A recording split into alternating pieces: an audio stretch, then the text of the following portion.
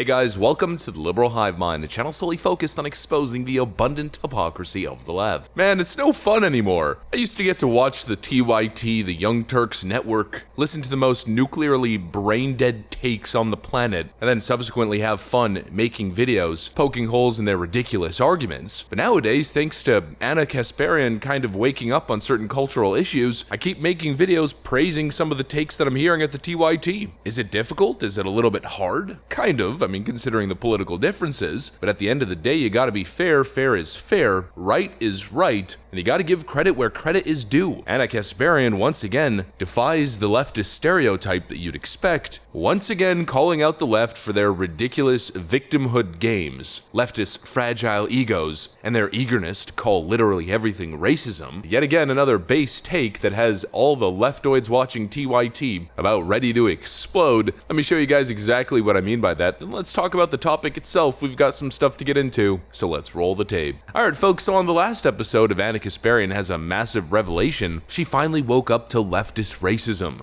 Now her attorney is looking to potentially sue media outlets that propagated false allegations about his client, but we still don't know the full story. And it's better to wait and see how this develops before people try to destroy a stranger's life and livelihood. Simply put, I absolutely loathe this crap.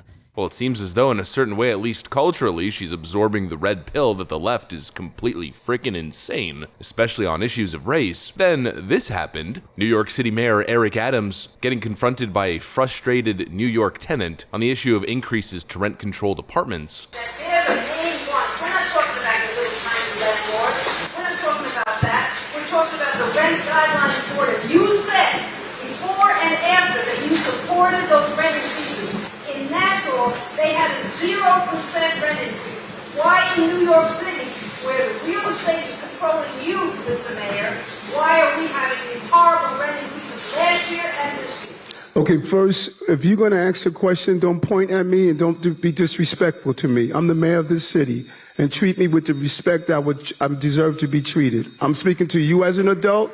Don't stand in front like you treated someone that's on the plantation that you own. Give me the respect I deserve and engage in a conversation up here in Washington Heights. And while I probably know your reaction to that encounter and what Eric Adams said, I know my reaction. The first word that comes to mind is fragility. But what I wasn't expecting, to be honest, is for TYT's Ana Kasparian to come out highlighting the leftist insanity as we see it. Isn't it so wonderful when someone asks you a question that makes you uncomfortable, you could just weaponize race to shut her down? That's exactly what happened there. People are working their asses off in this country, okay? Working overtime, long hours, barely making enough money to afford housing, okay? They did everything right, they followed all the rules, and they can't even afford to put a roof over their heads. Goddamn right they're angry. And for any politician, anyone who signed up for this, who ran to sit in the seat that Eric Adams is in right now, to deflect and immediately imply that someone is racist because she dare ask you a question in an aggressive way, I'll grant him that, in an aggressive way, about this very real and serious issue, it's just infuriating. I'm so sick of all of it, okay? I'm sick of these politicians who run for public office, run to be public servants, and end up being anything but. Can we just, for a second, acknowledge the power dynamic in this exchange? Yeah. He's the mayor of New York City. Let's just consider that power dynamic. That's it, okay? I mean, we're not talking about some rich, privileged white woman who comes across an impoverished black person and yells at him for no reason.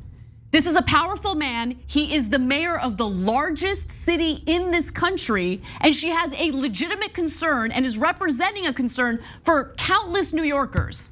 To brush her off as someone who just sounds like a plantation owner so you don't have to answer the question, pretty gross. You know, the other day we played that viral clip from a New Yorker throwing pizza across the gate over at, I think, City Hall. In that clip, he said this. The world used to respect New Yorkers as tough, thick-skinned, and gritty.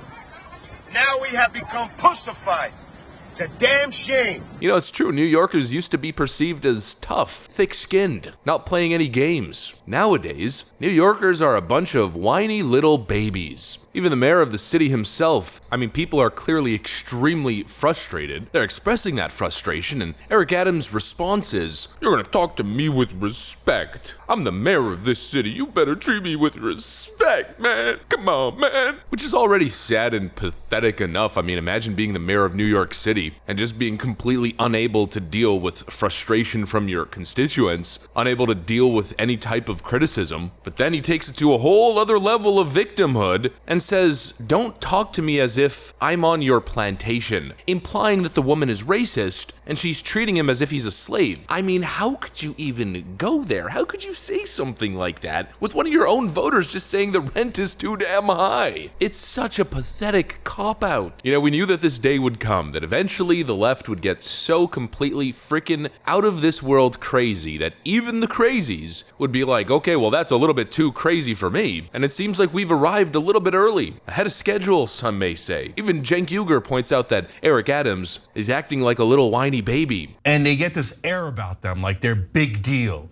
No, you're supposed to be a servant of the people. You're not supposed to lord over the people and be like, I am more powerful and I have more status than you. How dare you ask me an impertinent question and point your finger at me? No, we all get to point our fingers at the politicians and ask, why haven't you done your goddamn job?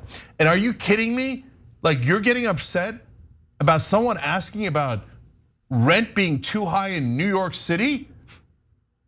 I mean, how fragile is your ego? If you can't handle that, you shouldn't be mayor of New York. If you can't handle a constituent and you won't answer a question and you come up with a lame excuse like that, that's embarrassing. And that's coming from the whiniest of all whiniest babies, Cenk Uygur. Oh man, how naive we were. You know, the initial perception of Eric Adams when he came onto the scene, I mean, pretty much out of nowhere, was that he was a tough Democrat who was gonna be tough on crime. But I mean, wow, has this guy really proved everybody wrong. He's such a lunatic that the lunatics at TYT think he's crazy. But honestly, I find this whole situation kind of rich. You know, the TYT might be waking up a little bit to this craziness that just transpired in New York City, but I don't get why they're surprised or shocked. I mean, you guys are kind of part of the problem. I don't know if you realize this. The leftist standard over the last however many years has been any time I'm criticized, well, my opponent or the person criticizing me is a bigot or a racist or a Trump extremist. But now it happens on an issue that they're sympathetic towards, the issue of communist-style rent control in big cities, and now the whole gaslighting strategy of my opponent is a racist is problematic. Give me a friggin' break. The whole left needs to have a come to Jesus moment. You guys started this. This is what you guys do. Maybe it's time to wake up and frickin' smell the coffee that you guys, I mean, not all of you, but a good chunk of you, collectively have adopted these ridiculous ways of thinking, these crazy conspiracy theories and pathetic gaslighting strategies. Maybe it's time to be a little bit introspective for a second, take some accountability for your behavior, and think to yourselves for a second, yeah, this ain't it, chief. Yeah, right, as if that's ever gonna happen. The concept of accountability don't mix like hot oil and water. I mean, at this point, considering just how absolutely crazy things have gotten, you'd think that they'd come to that realization by now, that calling Candace Owens and Larry Elder